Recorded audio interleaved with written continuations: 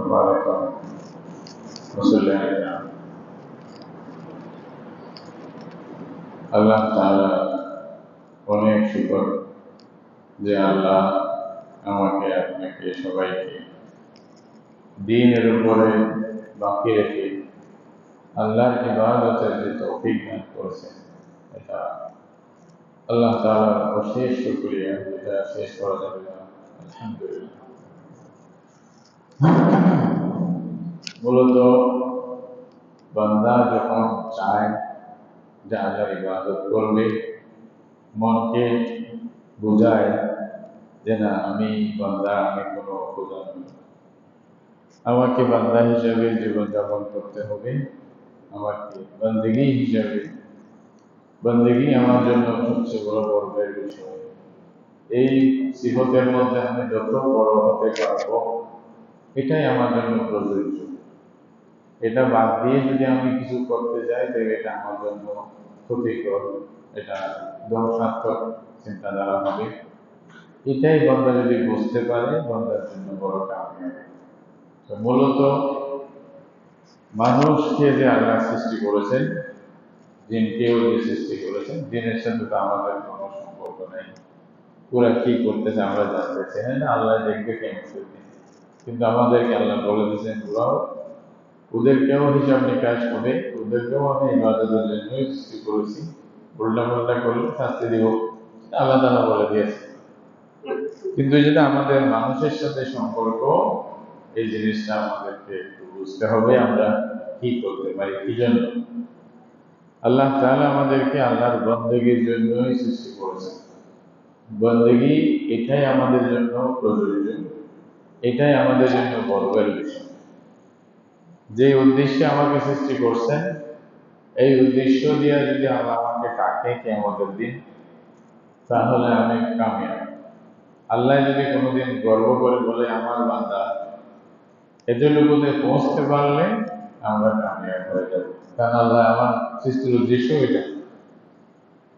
এই জন্য আব্দিয়তের মধ্যে, বন্দেগীর মধ্যে যারা একেবারে সর্বোচ্চ পদে পৌঁছে গিয়েছিলেন, তাদেরকে বলা হয় আম্বিয়ায়ে কেরাম, আল্লাহ রাসূল। ওদের উপরে কেউ বন্দেগী করতে পারবে না, সম্ভব না।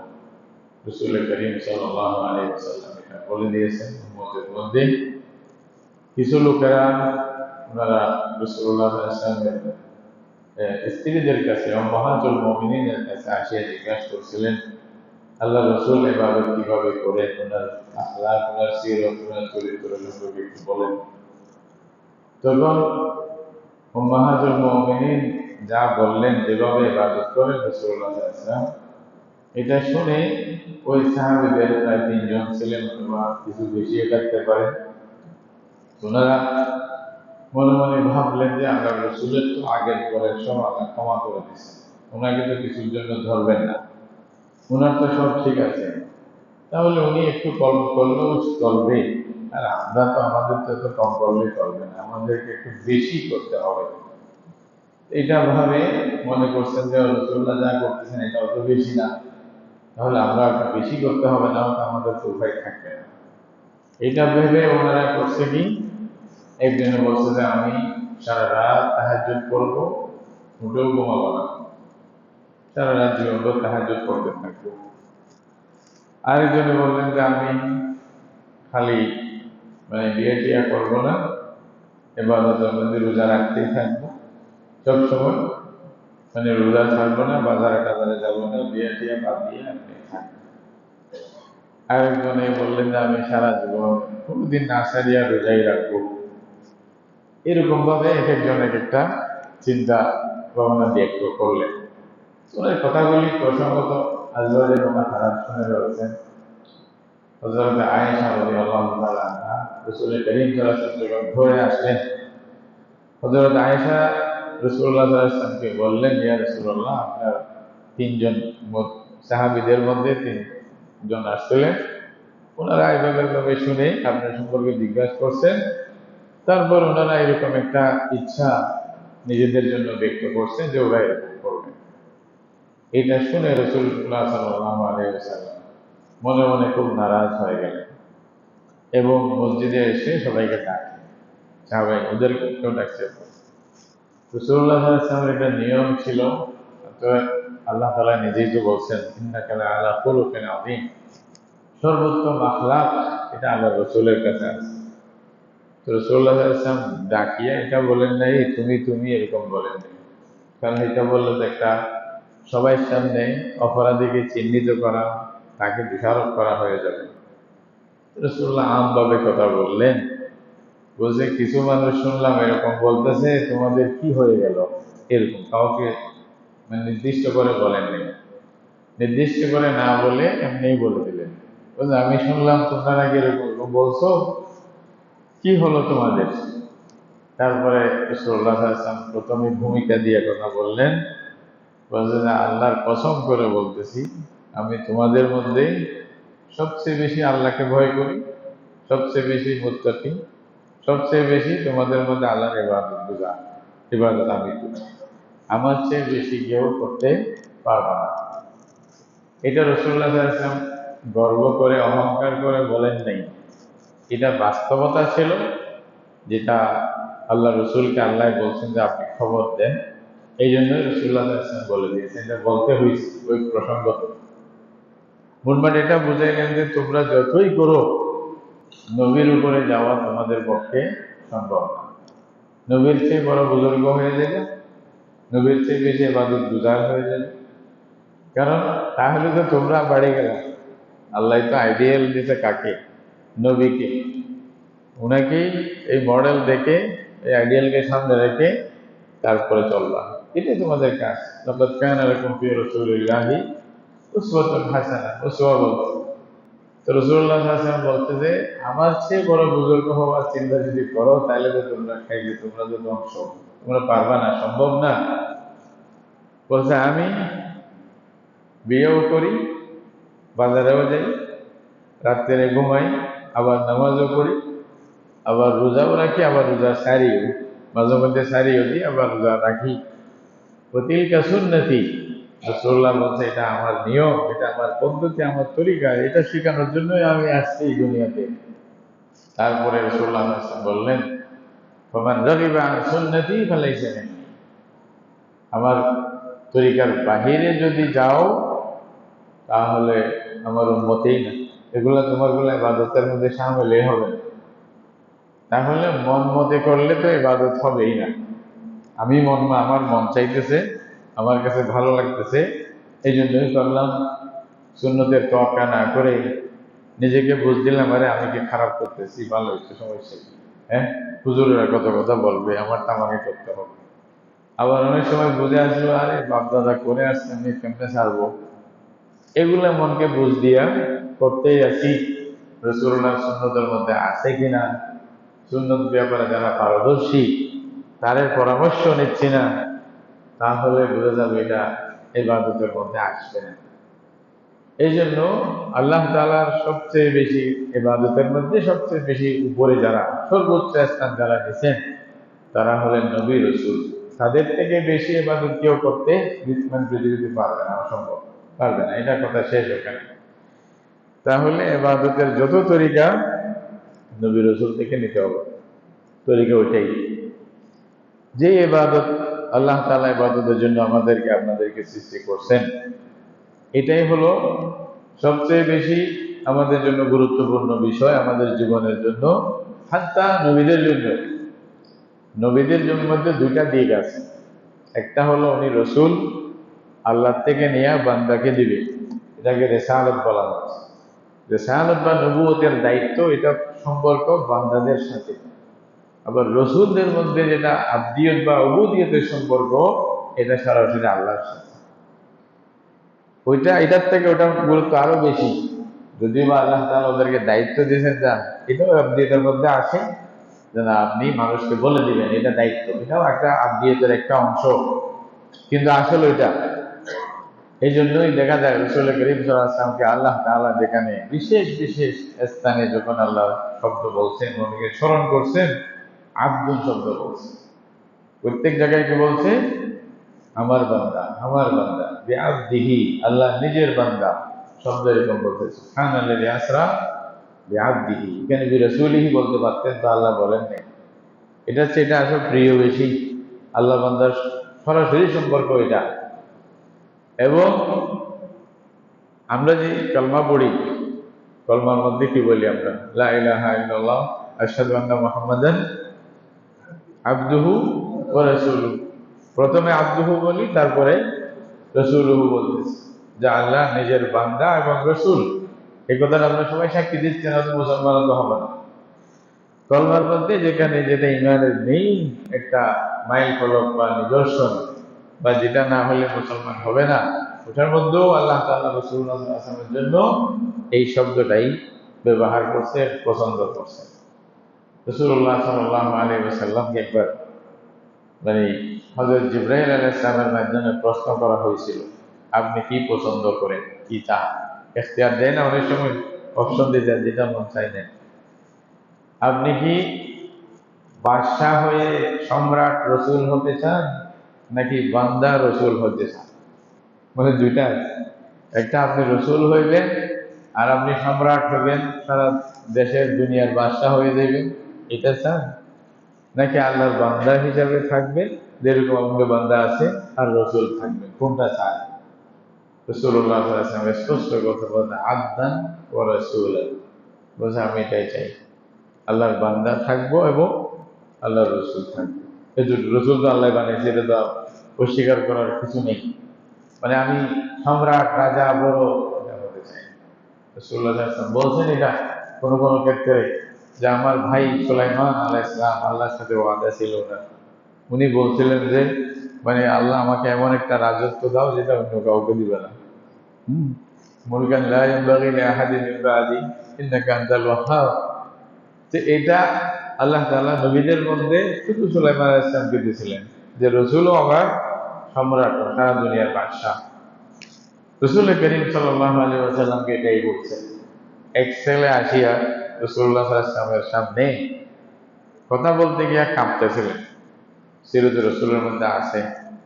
মানে যখন রসুল্লাহর সামনে দাঁড়াইছে, তার কাঁপ ছুটে গেছে, মানে স্থির থাকতে পারতেছে না, মানে ভয়। আল্লাহ রসুল বলছে, কি হলো তোমার, কি হলো, ভয় ভয় পাচ্ছ কেন? তারপরে বলছে, ইন্নামা আনা ইবনু ইমরাআতিন কুরাশিয়াতিন তাকুলুল কাদিদ। আল্লাহ রসুল বলতেছেন যে আমি আর কিছু নই, আমি তো মানে একটা মহিলা, কুরাইশি মহিলা, যে শুকনা গোস্ত খায়। এটা কুরাইশদের একটা বৈশিষ্ট্য, খুশুসিয়ত ছিল আর কি। আওয়াজ, তাহলে রাসূলুল্লাহ সাল্লাল্লাহু আলাইহি ওয়াসাল্লাম বললেন যে এটাই, যে আমি একটা এমন একটা মহিলা যে শুকনা গোস্ত খায়, কুরাইশি মহিলা, সেই একজন মহিলা আমি হলাম ছেলে। তো এত ভয় পাচ্ছ কেন? তাহলে রাসূলুল্লাহ সাল্লাল্লাহু আলাইহি ওয়াসাল্লাম এখানে নিজেকে বড় করে কিছু দেখাইতে চান নাই, তাই না?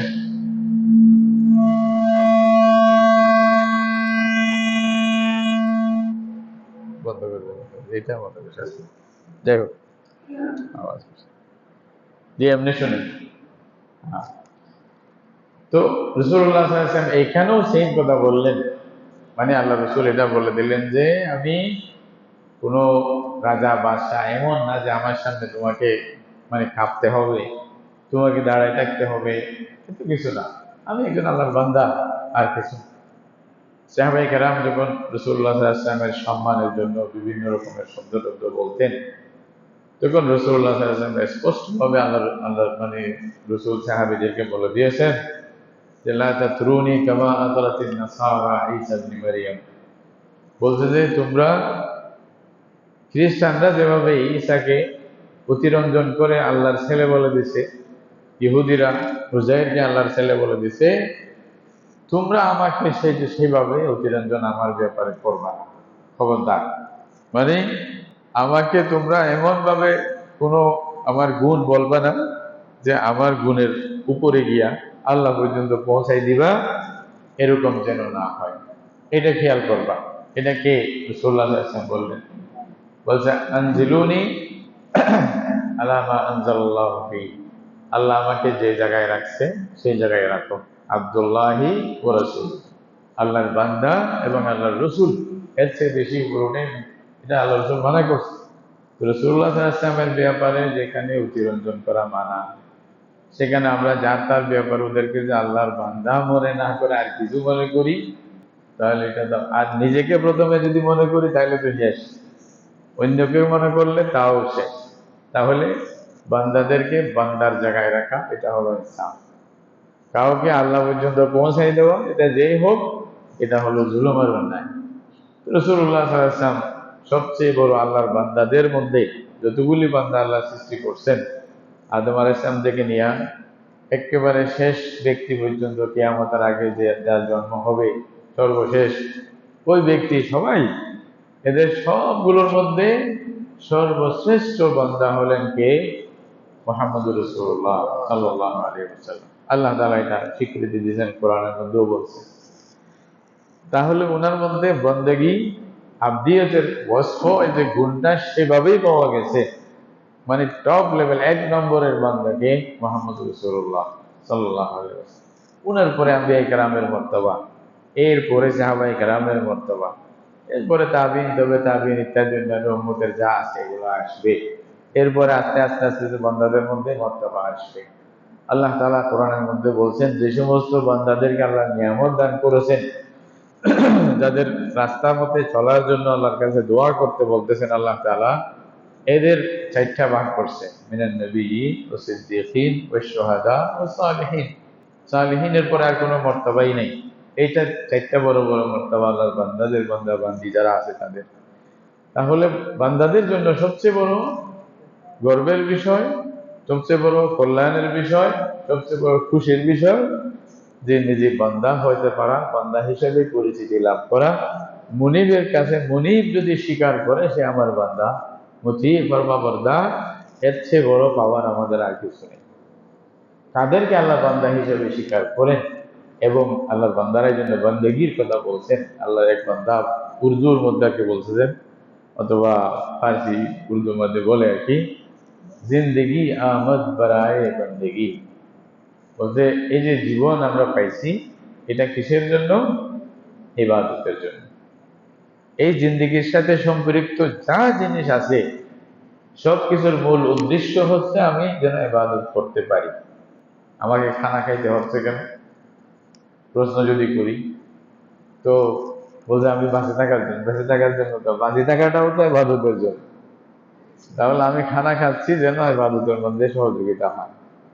ব্যবসা করতে হচ্ছে, খানাটা জোগাড় করতে হবে, শরীরের প্রয়োজন মেটাতে হবে, এতটুকু। শরীরটা আল্লাহ যতদিন রাখবে যেন সুস্থ থাকে এবং মানে ভালো থাকে, মানে কোন রকমের স্বাস্থ্য সুস্থ সব যেন ঠিক থাকে, এই জন্য যেন আমি ইবাদত করতে পারি, এই জন্য। না হয়তো দরকার নেই। দুনিয়াটা আসতেও আসলে আমাদের ইবাদতের জন্য সহায়ক হয়। হযরত শেখ সাদী রহমতুল্লাহ আলাই, উনি এক জায়গায় বলতেছে মাল সম্পদ এটা কিসের জন্য? এটা মনে করবা না যে সম্পদ অর্জনের জন্য জীবন, না, জীবনটার জন্যই সম্পদ। সম্পদ কার জন্য? জীবনের জন্য। জীবন ইবাদতের জন্য। তো উনি বলছে মাল আসবাহারে আসা এসে অমর আছে, বলছে যে সম্পদ গুলা আমার জীবনটা সুন্দরভাবে চালানোর জন্য। তো জীবনটা সুন্দরভাবে চালাবো কি জন্য? আল্লাহ ইবাদতের জন্য। আমি যদি উল্টা করে ফেলি, জীবনটা সম্পদের জন্য। এখন আমরা পুরো উল্টা করে ফেলছি, মকসদ চেঞ্জ করে ফেলছি। হাদফ, টার্গেট যদি চেঞ্জ হয়ে যায়, টার্গেট যেটা আমাদের থাকবে, যেটা গোল যদি মিস হয়ে যায়, তাহলে জীবনে কি করছেন বুঝতেই পারবেন না। কেন আসলাম, কি করতেছি, কি করব, কোথায় যাব, কিচ্ছু খবর থাকবে না। খালি মাথার মধ্যে চিন্তা থাকবে কেমনে পয়সা বাড়াবো, এটা হালাল না হারাম এটা দেখবো না, কেমনে পয়সা বাড়াবো, কেমনে মাল মাল মাল, নিজের জন্য খরচ করবো না। বকিল আছেন, বকিলরা নিজেকেও শান্তি দেয় না, ভালো একটা কাপড়ও পরবে না। আবার ব্যাংকের মধ্যে যে টাকা আছে, অঙ্ক করছে, ওটা যদি কমে যায়, মানে 2 কোটি টাকা আছে, আমি যদি 1 লাখ টাকা খরচ করে আসি, কম হয়ে গেল মনে হয়, ওই ভয়ে সে মানে নিজের জন্য ভালো একটা কাপড়ও কিনতে পারবে না, একটা গাড়ি কিনতে পারবে না, একটা বাড়ি বানাবে না বাচ্চাদের জন্য। এগুলা কর্ম অনেক বকিল সেরকম আছে, নিজের জন্য খরচ করে না। এই জন্য তো রাসূলুল্লাহ সাল্লাল্লাহু আলাইহি ওয়াসাল্লাম বলছে যত বেশি খরচ করতে পারো তত বেশি ভালো। হযরত ইয়াকে বলতেছে বেলাল রাদিয়াল্লাহু তাআলা আনহুকে, আনফিক ইয়া বেলাল ওয়ালা তাখশা মিন দিল আরশি ইকলালান। বেলাল, খরচ করতে থাকো, খরচ করতে থাকো, আরশ ওয়ালার ব্যাপারে ভয় করিও না যে তোমাকে দিবে না, এটা মনে করিও না। যত ভয় দিবা। বেলাল কাকে আল্লাহ রাসূল খরচ করতে বলতেছে একটু চিন্তা করছেন? বিলাল কাকে বলেছিলেন তো? বিলাল হাবশা থেকে আসছে গোলাম, 2 পয়সার মালিকও না, বুঝছেন? সেই বেলালকে আল্লাহ রসুল বলতে যে খরচ করো, ভয় করিও না। এটা মানে কি? গরিব মানুষেরা যদি বলে এটা তো আমাদের জন্য ওয়াজ, এটা আমাদের জন্য না। রিক্সা চালক যদি বলে এটা আমার জন্য ওয়াজ না, আরে ভাই আপনার জন্যই তো ওয়াজ, আপনার জন্যই তো ওয়াজ। ওরা তো দিবে, বড়রা তো দিবে, আপনিও দেন, যা আছে তা দেন, তার থেকে দেন। এবং আপনি যদি দেন তাহলে আল্লাহ আপনাকে 10 গুণা বাড়াই দিবে, এটা আল্লাহর ওয়াদা। আল্লাহ রাস্তায় যা দিবেন, আল্লাহ তাআলা গরিবকে আরো বেশি খরচ করা দরকার, যেহেতু পয়সা নাই, তা আল্লাহর থেকে নিতে হইলে তো খরচ করতে হবে। দাও না, দেখো না আল্লাহ কিভাবে দেয়, ঠিক না?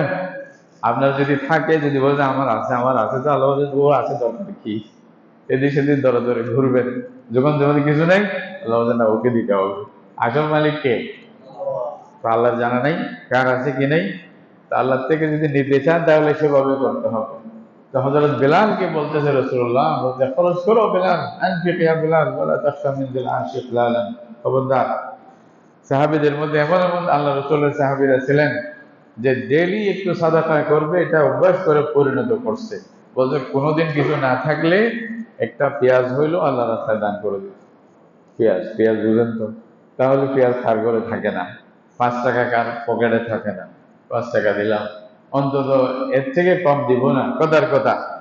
অন্তত একটা অংশ রাখবো যেন আমার ইয়াতে থাকে। তাহলে সম্পদ, আমরা তো এমন ভাবে সম্পদ অর্জন করতেছি যেন পুরা জীবনটা সম্পদের জন্য। আর যখন সুখ শান্তির সময় আসে, তো আমি কবরে চলে যাই, এই সম্পদটা আর কেউ ব্যবহার করে। আল্লাহ বলতে, হ্যাঁ দুনিয়া যেরকম বেওয়াফা, বুঝো তুমি, তোমাকে তুমি চিনো নাই, এখন বুঝো, এখন তোমার এই সম্পদ কি কাজে আসবে।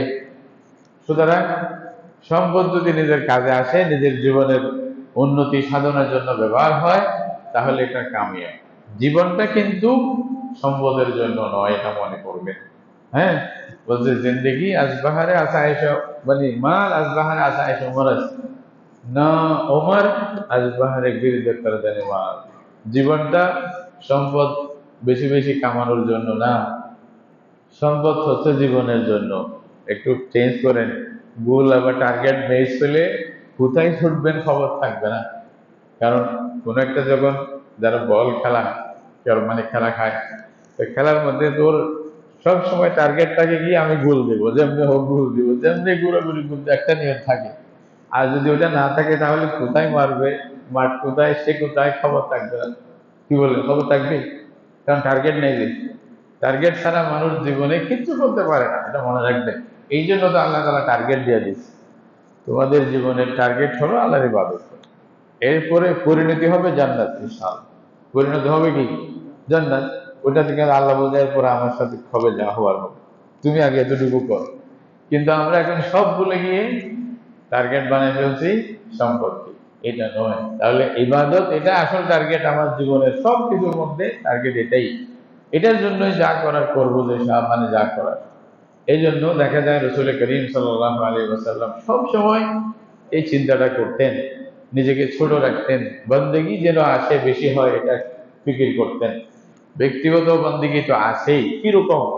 আল্লাহ তাআলা প্রথম প্রথম যখন ওহী নাযিল হচ্ছে, তখন রাসূলুল্লাহ সাল্লাল্লাহু আলাইহি ওয়াসাল্লামকে আল্লাহ বলতেছেন সারা রাত তাহাজ্জুদ পড়েন, অন্তত আধা রাত পড়েন, 3 ভাগের 1 ভাগ পড়েন, এভাবে বলছে কুমিল লাইলা ইল্লা কালিলা নিসফাহু আও ইনকুস মিনহু কালিলা আও জিদ আলাইহি ওয়ারাত্তিলিল কুরআনা তারতিলা। কোরআন পড়তেই থাকেন।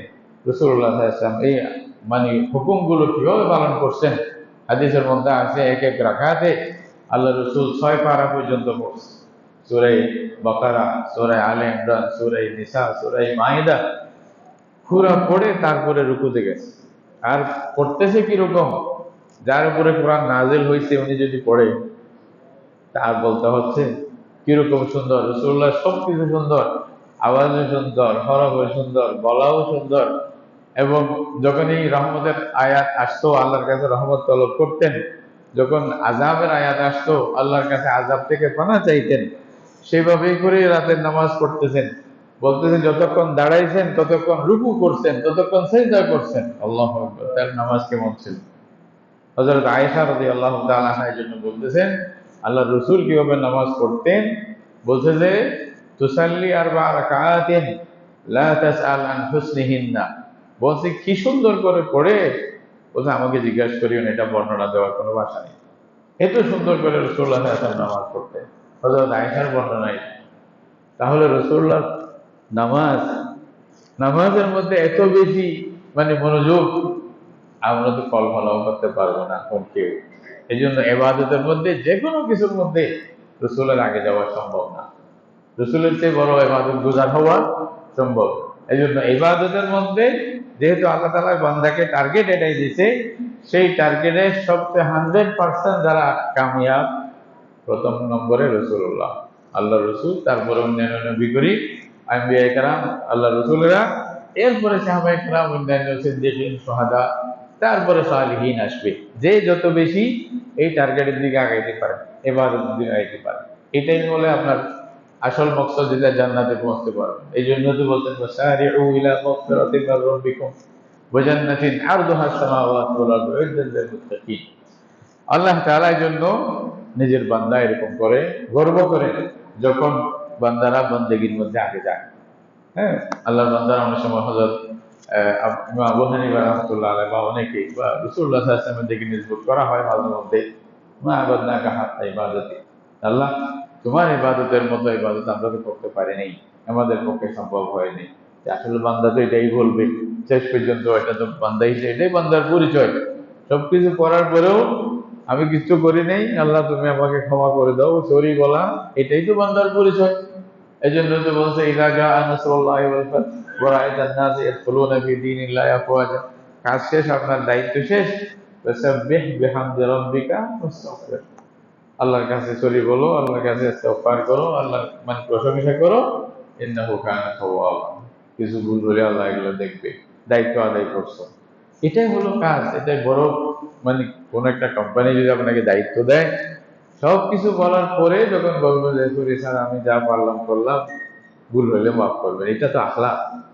এটাই তো শিক্ষা দিচ্ছে। এটা যে বন্দেগী, ওনার কাছে এটা ভালো বুঝ আছে, ওনার কাছে এহসাস আছে যে একটা কেউ এহসান করছে, এটা ওনার কাছে অন্তরের মধ্যে জানা পড়া আছে, এটা বোঝা যায়। তো বান্দা এটা বলবে আল্লাহর কাছে যে আল্লাহ তোমার যে হক, সে মধ্যে কিচ্ছু করতে পারে না, আমাদেরকে ক্ষমা করবা, যা পারলাম আল্লাহ তোমার কাছে পেশ করলাম। এটাই তো বান্দার কাজ।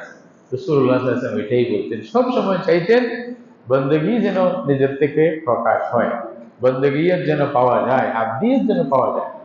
হাত্তাকে এমনকি রাসূলুল্লাহ সাল্লাল্লাহু আলাইহি ওয়াসাল্লাম খানা খাচ্ছেন, হাদিসের মধ্যে আছে আল্লাহ রসুল যখন খানা খাইতেন, তখন রাসূলুল্লাহ সাল্লাল্লাহু আলাইহি ওয়াসাল্লাম মাথা নিচু করে খানা খাইতেন, উপরে এরকম না। অনেক সময় উপরের জায়গায় বসে, কেউ চেয়ারে বসাকে বলছে, হ্যাঁ এটার মধ্যে কিছু ভিন্ন রায় আছে আলেমদের। তবে চেয়ারে বসলেও রাসূলুল্লাহ সাল্লাল্লাহু আলাইহি ওয়াসাল্লাম মাথা নিচু করে খাইতেন, হাদিসের মধ্যে আছে মাথা নিচু করে খাইতেন। এবং কোনো একটা দানা পড়ে গেলে এটাকে দরকার হয়ে ধুয়ে আবার খেতে নিজে খেয়ে ফেলতেন। তখন জিজ্ঞাসা করছে, ইয়া রাসূলুল্লাহ আপনি এরকম কেন? বলছে যে ইন্নামা আকুলু কামা ইয়াকুলুল আবদ। একজন গোলাম নিজের মনিবের সামনে যেভাবে খায়, আমিও আমার মনিবের সামনে সেভাবে খেতে চাই। আল্লাহু আকবার। রাসূলুল্লাহর প্রত্যেকটা জিনিসের মধ্যে এটা চিন্তা যে আমার আব্দিয়ত প্রকাশ হোক, আমি আল্লাহর বান্দা, এটা প্রকাশ হোক। এরকম ভাবে রাসূলুল্লাহ সাল্লাল্লাহু আলাইহি ওয়াসাল্লাম যখন চলতেন, হাদিসের মধ্যে আছে আল্লাহ রসুল যখন হাঁটতেন তখন মাথা নিচু করেন, উপরে এরকম ওঠায় না। এরকম না, আল্লাহ বলছেন ওয়ালা তামশি ফিল আরদি মারাহা ইন্নাকা লান তাখরিকাল আরদা ওয়া লান তাবলুগাল জিবালা তুলা। কি মনে করছো জমিনে একেবারে ঠাটে বাটে মাথা উঁচু করে চলতেছো, দেখাচ্ছ তোমার মতো আর কেউ নেই?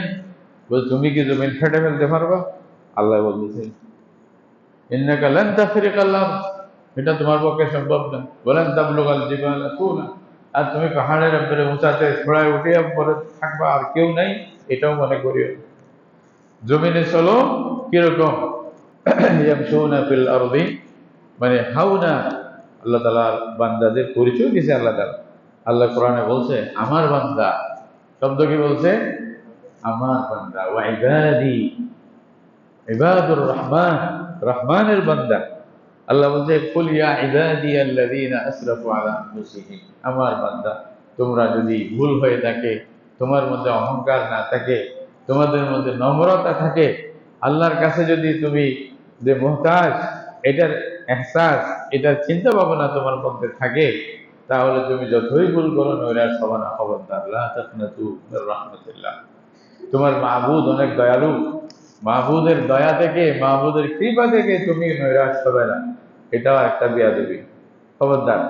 এই জন্যই তো আমাদের ওমর ইবনে খাত্তাব রাদিয়াল্লাহু তাআলা আনহু কি বলতেছেন, যদি এটা ঘোষণা হয় পৃথিবীর সব মানুষ জান্নাত জাহান্নামে যাবে, একজন জান্নাতে যাবে, বলছে আমি আশা করব যদি সে একজন আমি হতে পারি, আমি এটা আশা করব। আর ওপর দিকে কি বলছে, আর যদি আল্লাহ ঘোষণা করে দেয় সবাই জান্নাতে যাবে, একজন জাহান্নামে যাবে, তখন আমার ভয় হবে যদি আমি হয়ে যাই। এটা হলো ঈমান, এটা হলো আল্লাহর কাছে স্যালেন্ডার, ইসতিসলাম। আমানু বিল্লাহ, আল্লাহকে বিশ্বাস করা, আল্লাহর জন্য ঈমান আনা, আল্লাহর কাছে ইসলামের মানে স্যালেন্ডার করা পুরোপুরি, সম্পূর্ণভাবে, কোনো রকম নিজের হাতে কিছু না রাখিয়া, এটাকেই বলা হয় আল্লাহ আল ঈমান বাইনাল খাউফি ওয়ার রাজা, ভয় এবং মানে আশা, দুটোটার মধ্যে কি ঈমান। তাহলে আব্দিয়তের পরিচয় হইতে হবে প্রত্যেকটা কাজের মধ্যে। আপনি যে আল্লাহর বান্দা এটা পরিচয় হইতে হবে কাজের মধ্যে। এই জন্য রাসূলুল্লাহ সাল্লাল্লাহু আলাইহি ওয়াসাল্লাম বললেন যে ওই বান্দা খুব ভালো, হ্যাঁ, কোন বান্দা? সামহান আবদান সামহান ইযা ইশতারা ওয়া ইযা বাআ ওয়া ইযা ইক্তাদা।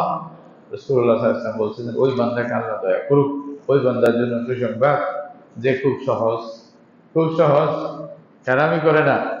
2 টাকার জন্য এরকম যেন মানে কতল হয়ে যাবে, তারপরেও 2 টাকা নিয়ে ছাড়বে, এরকম না। দরকার ছেড়ে দিচ্ছে, হ্যাঁ, সুবিধা অসুবিধা বল, যখন বিক্রি করে তখনও সহজ, যখন ক্রয় করে তখনও সহজ, আর যখন মানুষের পয়সা দিতে যায় তখনও সহজ। হাদিসের মধ্যে আছে রাসূলুল্লাহ সাল্লাল্লাহু আলাইহি ওয়াসাল্লাম কর্জ নিতেন, মাঝে মধ্যে কর্জ নিতে যা নিছে পরিশোধ করার সময় যা কর্জ নিছে তার থেকে বেশি করে আল্লাহ রাসূল পরিশোধ করতেন সবসময়, সবসময়। কিছুটা হলেও বেশি দিতেন। 5 টাকা নিছে, তাকে 6 টাকা দিতেন। আবার আপনারা বলবেন হুজুর আপনারা সুদ বলেন, আবার এটা কি বলতেছেন? এটাও একটু বলে দিন, হয়তো আবার আরেকটা বুঝবেন। আসলে সুদ হয় কখন? যখন শর্ত থাকে, যখন শর্ত থাকে, নিজের মধ্যে চাহিদা থাকে যে আমি বেশি পাবো এই জন্যই দিচ্ছি, তাহলে এইটা সুদে পরিণত হবে। যদি বলে যে ভাই 5 টাকা নিচ্ছ আমাকে 10 টাকা দিতে হবে, এই শর্ত থাকলে জুলুম করে নিলে এটা সুদ হবে। কিন্তু আপনি কারো থেকে কর্জ নিয়েছেন 10 টাকা, দেওয়ার সময় যদি আপনি 15 টাকা দেন, এটা আলহামদুলিল্লাহ রসুলের সুন্নাহ, এটা তরিকা ভালো, আপনি বেশি দেন, এই সহযোগিতা করছে আপনার কাছে আছে, আপনি দেন, বেশি করে দেন, এটা সুন্নাত। দুটোটা মনে রাখবেন, কোনটা সুদ কোনটা সুন্নাত, এটা মনে রাখতে হবে। রাসূলুল্লাহ সাল্লাল্লাহু আলাইহি ওয়াসাল্লামের নিয়ম ছিল এটা, যে এটা আল্লাহ তাআলার নিয়ামত, আল্লাহ আমার মানে রব, উনি, আমি আল্লাহর বান্দা, বান্দা হিসেবে আল্লাহর নিয়ামতের কদর করতে হবে, প্রত্যেকটা জিনিস আমাকে দেখতে হবে, অপচয় করা যাবে না। এই সব কিছু আব্দিয়তের চিন্তা। আমি কার জিনিস নিয়ে কি করতেছি? আমি আল্লাহর জিনিস নিয়ে মানে যা মন চায় তা করলে আল্লাহ আমাকে শাস্তি দিবে, এইটা মনে করে নিজেকে বান্দা ভাবে, বান্দা হিসেবেই কাজ করতে থাকবে। এটাই হলো আসল কথা। এটা যদি আমরা বুঝতে পারি, এতটুকু বন্দেগী যদি চলে আসে, তাহলে দেখবেন যে দুনিয়া অনেক সুন্দর হয়ে যাবে, দুনিয়াতে আর ঝামেলা হবে না। তখন সম্পদ আসলেও বড় গর্ব আসবে না, সম্পদ চলে গেলেও বড় পেরেশানিতে মরে যাবেন না, যে হাই রে কি হয়ে গেল, হাই রে কি হয়ে গেল, এটা করবে না। তখন মনে করবে যে এগুলো তো আসল মালিক তো আল্লাহ না। আল্লাহ যখন চাইছে দিছে, যখন চাইছে নিছে, আমি কি করব? হ্যাঁ, বলো বাসাতাল্লাহু রিজকা লিইবাদিহি, হ্যাঁ, লা বাগাউ ফিল আরদ, আছে এরকম। আল্লাহ তাআলা যখন রিজিক বাড়ায় দেয়, সবকিছু সম্পদ দিয়ে দেয়, তখন দুনিয়াতে এমন অহংকারী হয়ে যায় সে, ফাসাদ করে কাউকে চোখে দেখে না, এরকম হয়ে যায়। আছে না? আছে অনেক সময়। আর আবার যখন আল্লাহ কম করে দেয়, আফসোস করতে করতে মনে যায় হাই রে কি জানি কি ভুল করলাম, এমন কেন হয়ে গেল। এটাই আমাদের চিন্তা, খালি পয়সার উপরে, আর কিছু না। কিন্তু আল্লাহর বান্দারা যারা আছেন, ওনারা আসল চিন্তা করে ওইটাই বন্দগি, এটাই তো আসল কথা। বাকি দুনিয়ার জিনিস এগুলা এমন জিনিস না যার জন্য একেবারে মরিয়া হয়ে উঠতে হবে। এই জন্য আবার কিছু ক্ষতি হইলেও এটা ক্ষতি না, বেশি লাভ হইলেও লাভ না। এই জন্য আল্লাহ বান্দারা সইতে পারে, অসুবিধা হয় না। মুসিবত হলেও সয়ে নিতে পারে, যে না আলহামদুলিল্লাহ, আলহামদুলিল্লাহ, আস্তাগফিরুল্লাহ ওয়া আস্তাগফিরুল্লাহ।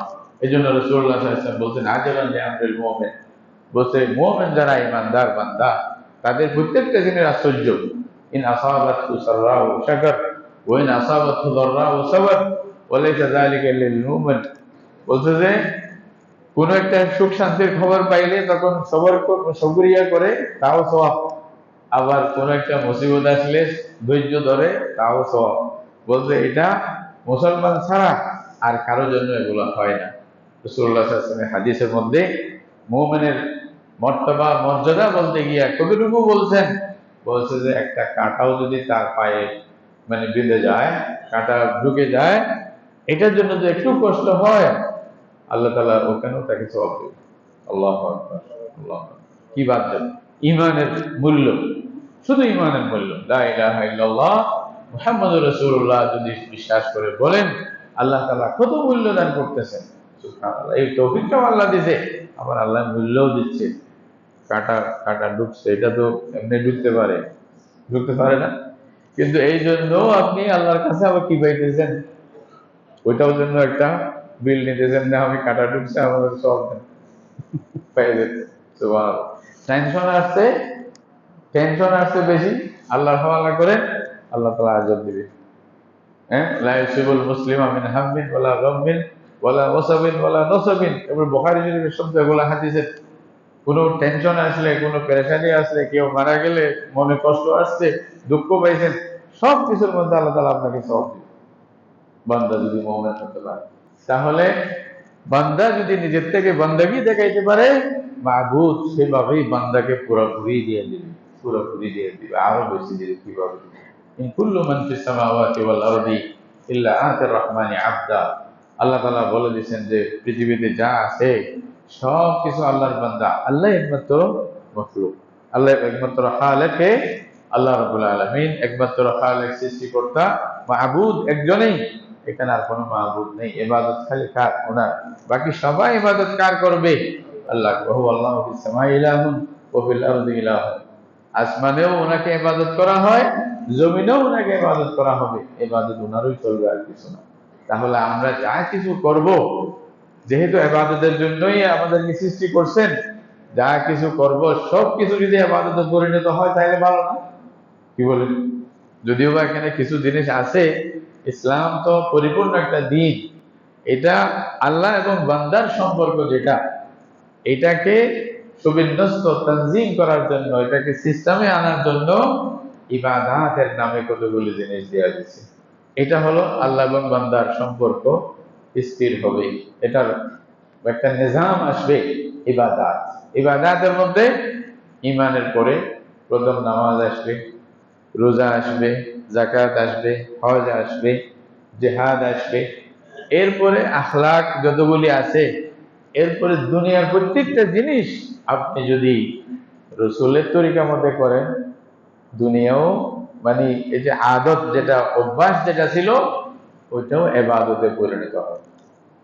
একবার হাল এসে এমন কি, দুই একটা মেসাল দিলে বুঝবো, তারপর আমি কথা শেষ করতেছি। আর আব্দিয়ত কাকে বলে? খানা কিভাবে খাইবে? খানা তো খাইবেন সবাই, ঠিক না? খানা না খেয়ে কেউ থাকবে? কেউ থাকবে না। যদি মনে করেও তো খাইবে না, না খেয়ে থাকতে পারবে না মানুষ, মহতাজ। খানা তো আমিও খাবো, সবাই খাবে পৃথিবীতে। একজন কাফেরও খাবে, একজন হিন্দু, বৌদ্ধ, খ্রিস্টান এরাও খাবে, আমরা মুসলমানেরাও খাবো। কিন্তু ওদের খানা জাহান্নাম, আমাদের খানা জান্নাত। তা বলো হুজুর, এটা কি মানে স্বার্থপর কথা না? হইলে এটা সবগুলো আপনার পক্ষে না, সেলফিশ। হ্যাঁ, যেদিকে আপনি হইলে ভালো, আমি হইলে খারাপ, এটা কি পাইছেন? এটা আমি পাইনি, এটা আল্লাহ বলছে। বই বলি যে এটা কে বলছে? আল্লাহ। রসুলের তরিকা মতে খানা খাইবেন, প্রত্যেকটা কদমের মধ্যে সব হাদিসের মধ্যে আছে। মুসলিম শরীফে লম্বা হাদিস আছে, ওখানে বলতেছে যদি ঘোড়া পালেন, ঘোড়া, ঘোড়া তখন তো ঘোড়া ছিল, এখন গাড়ি হয়ে গেছে। আগের জমানায় একটা ছিল, এখন চেঞ্জ হয়ে গেছে, এখন ঘোড়ার পরিবর্তে আমরা ট্যাঙ্ক ব্যবহার করি। আমরা বিভিন্ন জাহাজ ব্যবহার করি, জেট বিমান, এই সেই যুদ্ধ বিমান ব্যবহার করতেছি, এগুলো বড় গাড়ি ব্যবহার করতেছি, ট্রাক, এই সেই। তো রাসূলুল্লাহ সাল্লাল্লাহু আলাইহি ওয়াসাল্লাম বলতে বলছেন যে ঘোড়াকে আল্লাহর রাস্তার মধ্যে তোমরা দিয়ে দিবা, দ্বীনের জন্য, জিহাদের জন্য যদি ঘোড়া তুমি পালো, এই ঘোড়ায় যতগুলি ঘাস খাবে, যতগুলি কদম মারবে, এমনকি যেখানে পেশাব পায়খানা করবে, এমন পানি পান করবে, সব কিছু তোমার জন্য আজর হবে, সব হবে কিয়ামতের দিন। তাহলে আমি ঘোড়ার পরিবর্তে বর্তমান যুগে আমরা কি বলতে পারি? গাড়ির কথাও বলতে পারি। আল্লাহ রাস্তায় জিহাদের জন্য, দ্বীনের জন্য যদি আপনি একটা গাড়ি ব্যবহার করেন, গাড়ির চাকা যত ঘুরবে সবগুলো আপনার জন্য সহজ হবে। যে তেল দিবেন এটাও সহজ হবে। এই হিসেবে বলতে গেলে যদি আপনি চিন্তা করেন, অবাক হয়ে যাবেন। খালি একটা নিরা দুনিয়ার জিনিস, এটা ইবাদতে পরিণত হবে যদি রাসূলুল্লাহ তরিকা মতো হয়, যদি রসুলের সুন্নত মতে হয়। এটা মনে রাখবেন। খানা খাইতেছেন, ও খানা খায়, আপনি খানা খাবেন। আপনি খানা খাইতে গিয়ে আপনার নিয়ত থাকবে, এই খানা খেয়ে যে শক্তি হবে আমি আল্লাহর ইবাদতের জন্য খরচ করব, এটা নিয়ত। এবং আপনি খানা খাইতেছেন, ডান হাত ধুয়ে, হাত ধোয়া রসুলের সুন্নত, এবং রসুল্লাহ খানা খাইছে সেভাবে বিসমিল্লাহ বলে খানা খাইবেন, ডান হাতে খাইবেন, এবং নিজের কাছে যা আছে ওটার দিকে খাবেন। আরেকজনের কাছে ভালো একটা পিস থাকলে ওটা টানিয়ে নিয়ে নেবেন না, এটা রসুল্লাহ মানা করছে।